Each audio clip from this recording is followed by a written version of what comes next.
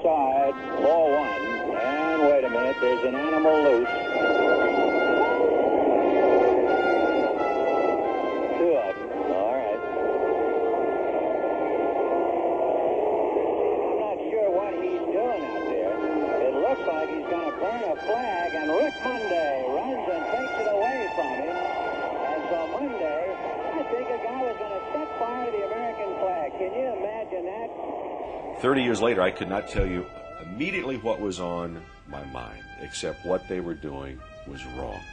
As far as I'm concerned, it was wrong in 1976. It's wrong today, what they were trying to do. The first match was struck, and as it was put to the flag, the wind blew it out, and I'm still running at them.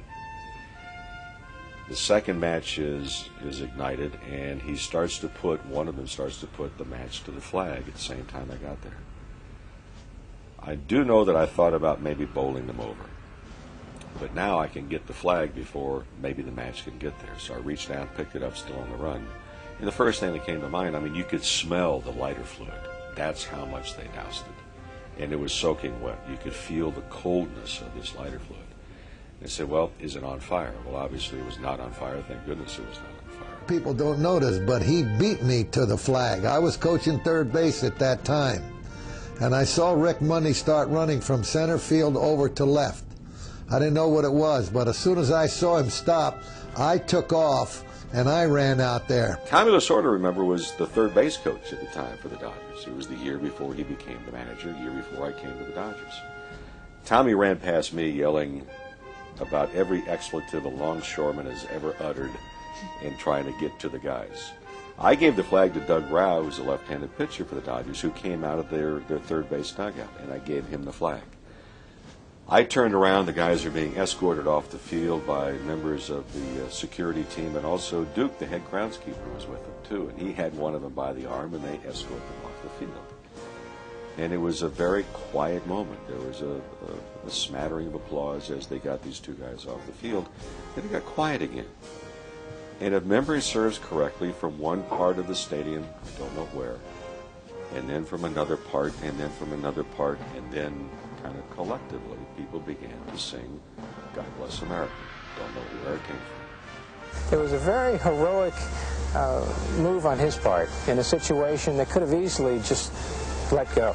The flag could have easily just burned there until a couple of ushers came out. But Rick acted, and I think we're all very, very happy that he did.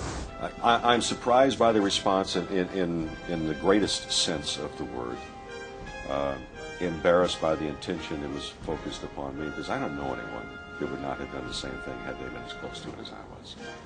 So that being said, I get letters every week from retired servicemen, from their families, from kids who were not even born then, that heard about it.